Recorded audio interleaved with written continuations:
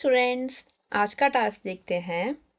Many people believe that high levels of violence in films today are causing serious problems. What are these problems? उन्होंने already बताया है कि इसके कारण हो रहा है, रीज़न बताया है। What are these problem? कौन सी प्रॉब्लम है? How could they be reduce? कैसे कम किया जा सकता है? प्रॉब्लम सोल्यूशन वाला ऐसे है। इसमें क्या है कि बॉडी पैराग्राफ 1 होता है जो जो आप इंट्रोडक्शन के बाद लिखते हो। बॉडी पैराग्राफ 1, उसमें आप प्रॉब्लम लिख सकते हो और उसके साथ ही उसका सोल्यूशन दे सकते हो। बॉडी पैराग्राफ 2 में सेकंड प्रॉब्लम, उसका सोल्यूशन।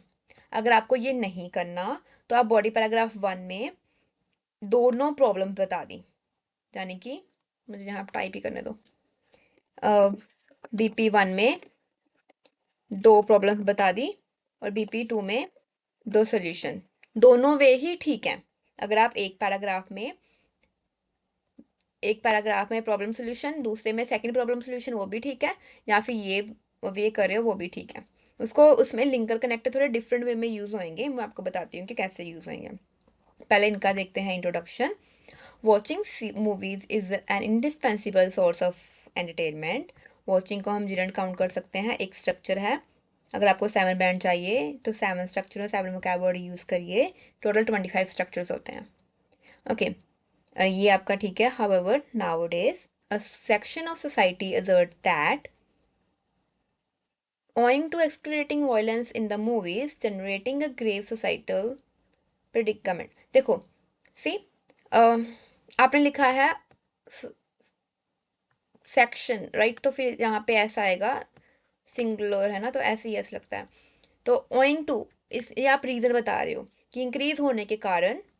जब भी आप स्ट्रक्चर लगाते हो, मैं स्टूडेंट को यही रिकमेंड करती हूँ कि वो स्टार्टिंग में स्ट्रक्चर लगाएं, जैसे यहाँ पे ओइंग टू करके लिखा है, फिर लाइन लिख के कॉमा करके उसका इम्पैक्ट, क्योंकि इस कॉमा का मतलब है इस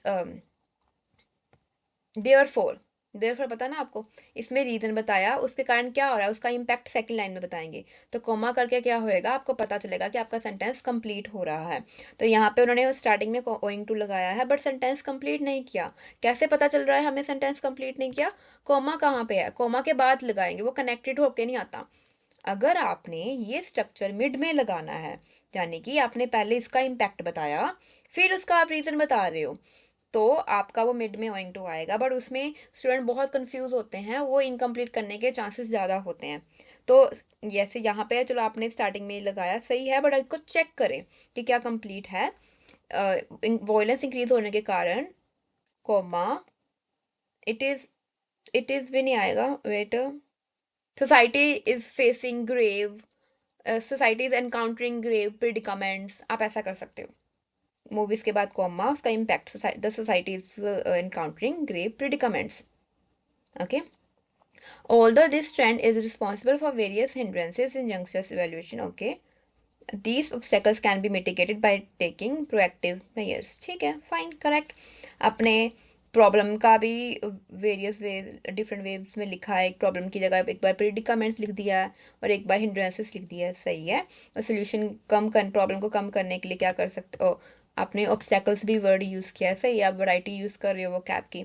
और यहाँ पे मिटिगेटेड यूज़ किया है, प्रॉब्लम को कम करने के लिए मिटिगेटेड, सही है। आपका बस एक स्ट्रक्चर रॉन्ग हो गया। ओल्दो वाला स्ट्रक्चर सही है।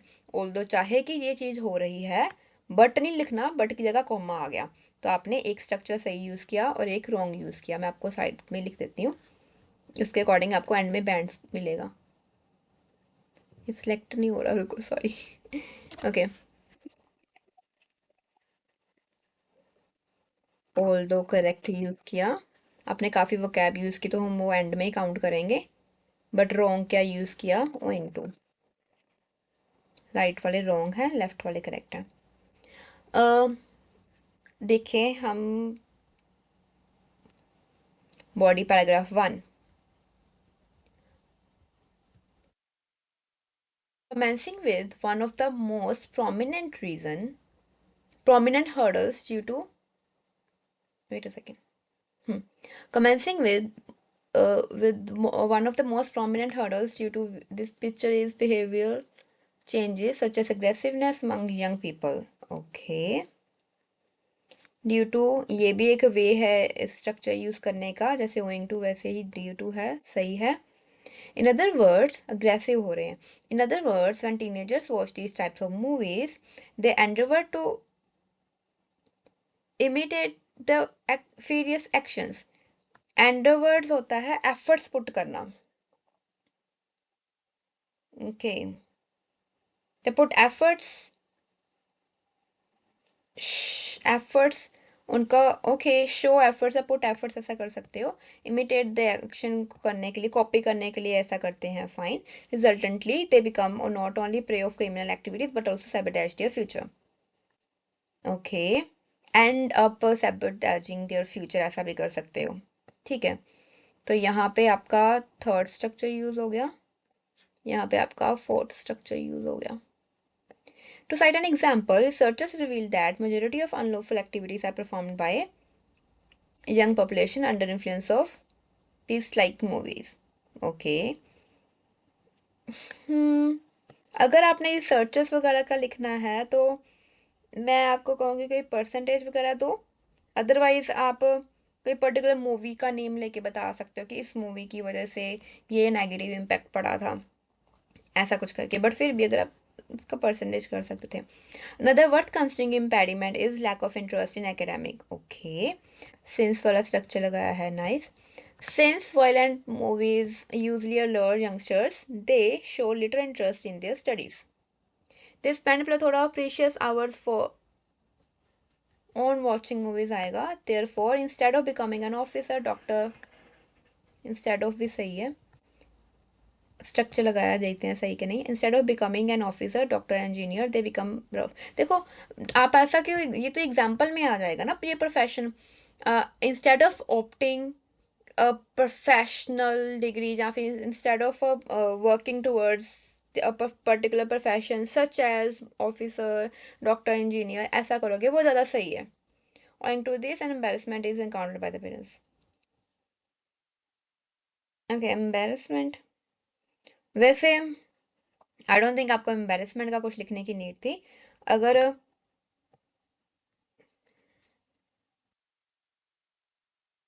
Like parents, no, like embarrassment की जगह पे अगर आप उनके बारे में ही लिखते ना कि उनका फ्यूचर खराब, वेट अ सेकेंड, फिर तो आपका अगर जो ये पॉइंट लिखा है इसमें वो स्टडीज में ध्यान नहीं देते। ओके, यहाँ पे जो लोग करियर की बात कर सकते हैं, वहाँ पे पर्सनल फ्यूचर की बात कर सकते हैं कि लाइक वो अच्छे क्रिमिनल एक्टिविटीज़ में जाएंगे, अगर ऐसा रॉन्ग बिहेवियर करेंगे तो क्रिमिनल एक्टिविटीज़ करेंगे तो उनका फ्यूचर ख़राब होएगा, पर्सनल लाइफ फाइन। अगर करियर वाइज देखें तो चलो सेकंड पॉइंट करियर वाला आ गया, बट आपको वो पेरेंट्स वाले की जगह पे उनका करियर वाला, करियर पे फोकस कर सकते हैं कि वो बेटर पर्सन नहीं बन सकते, करियर पे इम्पैक्ट पड़ेगा, ऐसा कुछ करके। लाइक आपने ऑफिसर वगैरह लिखा है, वो एग्जाम्पल में कंसिडर कर सकते थे, पर्टिकुलर आपको प्रोफेशनल करियर चूज नहीं करते, ऐसा कुछ करके मेंशन कर सकते थे। डिस्पाइट अफॉरमेंशन्ड, इशू नहीं है, एक नहीं है, दो बताया ना आपने, ऐसा आएगा, इश्यूज आएगा। Despite, okay, it can be eradicated with the cooperation of parents as well as government. Okay. First and foremost, violent movies must be censored by the regime. Before telecasting, the authorities should watch movies meticulously and then give the permission it for public. It नहीं आएगा, okay, carefully उनको देखना चाहिए, but I think वो तो ऐसा already करते हैं, लाइक वो केयरफुली देखते हैं और उनको रेटिंग देते हैं, लाइक वो बोलते हैं ना यू अंडर 12, अंडर 18, ऐसा कुछ करके वो रेटिंग देते हैं। फिर तो यहाँ पे फाइन पॉइंट्स, लाइक वो कैब ग्रामर ठीक है, बट आई थिंक वो ऑलरेडी ऐसा कर रहे हैं। आगे देखते हैं, further more the parental control should be on the children. They should check the rating of the movies, and if the film is under parental guide, they should not allow allow children to watch alone. In spite of involving children with technological gadgets, guardian ought to be involved them in physical activities. Okay. In spite of का structure आपका wrong हो गया। In spite of का मतलब होता है बावजूद, यहाँ पे मतलब बावजूद ये करने के बावजूद दूसरी चीज़ हो रही है, लेकिन यहाँ पे आप रिप्लेस कर रहे हो, आप कह रहे हो कि ये चीज़ें मत करो, उनको गैजेट्स मत दो, उसकी जगह पे फिजिकल एक्टिविटीज़ करवाओ। तो आप इंस्टेड ऑफ लिख सकते थे, इंस्टेड ऑफ आपने एक बार लिख दिया तो दूसरी बार आप रैदर देन लिख सकते थे, लेकिन आपका बावजूद वाला स्ट्रक्चर ही कंट्रास्ट करने के लिए यूज़ होता है, तो आपका वो स्ट्रक्चर रॉन्ग हो गया। दो स्ट्रक्चर रॉन्ग हुए हैं, 7 करेक्ट हुए हैं। किड्स थोड़ा इनफॉर्मल वर्ड है, किड्स स्ट्रिपलिंग्स वगैरह लिख सकते हो, बट किड्स इनफॉर्मल है, राइटिंग टास्क में यूज़ मत करिए। अगर आपका लेटर है तो लेटर में कर सकते हो, इनफॉर्मल लेटर में बस, या फिर स्पीकिंग में यूज़ कर सकते हो, बाकी जगह पे फॉर्मल वर्ड्स यूज़ करिए। ओके, तो आपका ये पॉइंट, फर्स्ट सेकंड पॉइंट ठीक है, उनको चेक करना चाहिए। फर्स्ट पॉइंट का आप ऐसा कर सकते थे कि एक्सेसिव वायलेंस, उन्होंने उन्होंने क्या लिखा है आपका टॉपिक में, हाई लेवल वायलेंस ना, तो वो कह सकते थे कि गवर्नमेंट को हाई लेवल का नहीं, लाइक लिमिट में ही करना चाहिए, उनको परमिशन ही नहीं देनी चाहिए मूवीज़ को जो जहाँ पे इतना अननेसेसरी एक्सेसिव वायलेंट एक्टिविटीज़ हैं। तो इससे क्या होगा कि वो फोकस करेंगे कि सेम मैसेज को कम वायलेंट एक्टिविटीज़ में कैसे कन्वे कर पाएँ, फिल्म मेकर्स वगैरह ऐसा करेंगे। तो वो वाला लिखते तो ज़्यादा सही रहना था यहाँ पे। सेकेंड थिंग है कि फर्स्ट एंड फॉरमोस्ट किया है तो भाई उसको, उसका लास्ट भी तो करना होता है ना। तो जब आप स्टार्ट, अगर आपके 3 पॉइंट है, मान लो आपने वन साइडेड ऐसे लिखा है, तो पहले पैराग्राफ में 2 पॉइंट, दूसरे पैराग्राफ में 1 पॉइंट या 2 पॉइंट करके लिखा है, कनेक्टेड करके लिखा है, वन साइडेड एक ही साइड का लिखा है, तो आप तब आप कर सकते हो फर्स्ट एंड फॉरमोस्ट, बिकॉज उसको एंड जो करना है लास्ट बट नॉट लीस्ट से या फाइनली से कर सकते हो। यहाँ पे आपका ये फर्स्ट एंड फॉरमोस्ट नहीं आएगा। यहाँ पे one of the impactful solution is ऐसा कुछ करके, वन ऑफ करके आपने पहले तो नहीं लिखा ना, नहीं आपने वो यूज़ नहीं किया, तो हाँ ठीक है, one of the impactful solutions is ऐसा करके आप लिख सकते हो स्टार्टिंग में। ओके, बाकी आपके 2 स्ट्रक्चर रॉन्ग है, एक आइडिया में गड़बड़ है, बाकी आपने ठीक लिखा है। In conclusion, undoubtedly violence in movies bestow a detrimental effect on children's demeanor and academics। Full comma क्यों लगाया है आपने, यहाँ पे फुल स्टॉप आना था।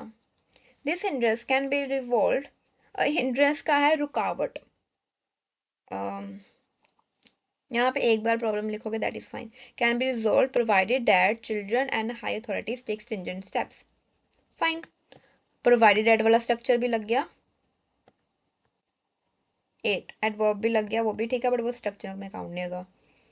ओके, आपने 8 स्ट्रक्चर लगाए हैं, आपने 10 स्ट्रक्चर्स लगाए हैं, उसमें 2 स्ट्रक्चर रॉन्ग हैं। अभी मैं आपको दूसरे से करते हैं, चलो यहाँ पे आपके 2 स्ट्रक्चर्स रॉन्ग हैं, कहाँ गया, हाँ this one and this one. 8 structure correct लगाए हैं।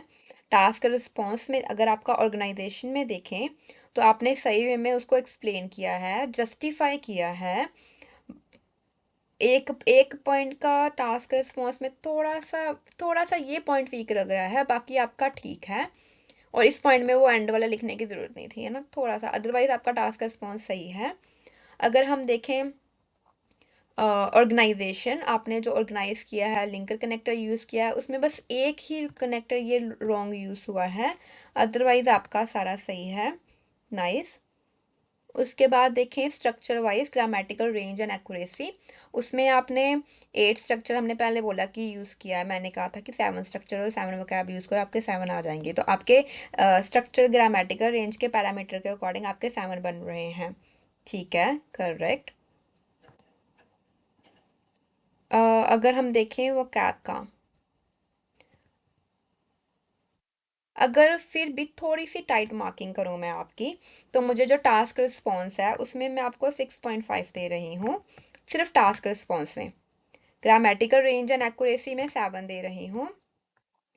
और लिंकर कनेक्टर आपने ऑर्गेनाइज किया है, अच्छे से एक्सप्लेन किया है, बाकी सारा सही है, उसमें भी आपको 7 मिलेंगे। अभी वो कैप का देखते हैं। टास्क रिस्पॉन्स में मैंने ये क्यों किया, क्योंकि ये वाला पॉइंट थोड़ा सा रॉन्ग था और इसके एंडिंग में थोड़ा सा रॉन्ग था, और इसको जैसे मैंने ना बोला फ्यूचर का थोड़ा सा जस्टिफाई कर सकते थे।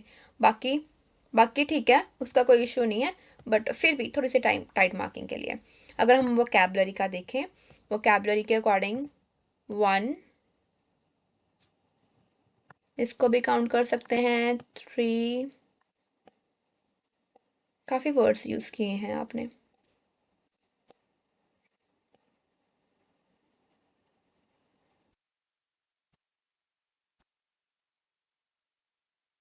लाइक जब हम रीड कर रहे थे तो तभी से ही क्लियर हो गया था कि आपकी वो कैब का काफ़ी अच्छा है, तो उसको 7.5 मिल सकते हैं उसमें, क्योंकि वाइड रेंज ऑफ किया है आपने, अननेसेसरी कुछ रिपीट नहीं किया है, एक ही वर्ड रॉन्ग हुआ है, दैट्स फाइन।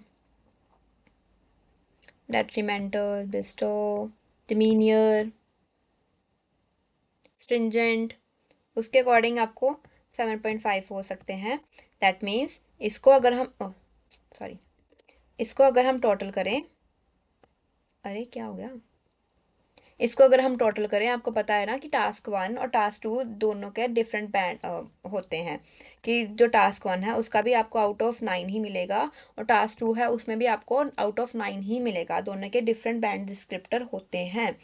तो अगर हमने टास्क 2 का देखें कि आपके टास्क 2 में कितने बैंड आए, इन सबको अगर हम प्लस करें और डिवाइड करेंगे हम 4 के साथ, दैट मीन्स आपका बन रहा है 7। आई मीन टू से इसका टोटल करेंगे 28 बनेगा, 28 को डिवाइड करेंगे 4 के साथ, तो आपको 7 बैंड बन रहे हैं इस टास्क के अकॉर्डिंग। आप उसको और कैसे ये सिली मिस्टेक्स किया है जो उनको आप इम्प्रूव कर सकते थे, और इसको और वैसे अगर आपका 7 रिक्वायरमेंट है तो उसके अकॉर्डिंग अच्छा है, बट उसके अगर ये सारी चीज़ें माइंड ना करो तो आपका 7.5 तक आ सकता है। ठीक है।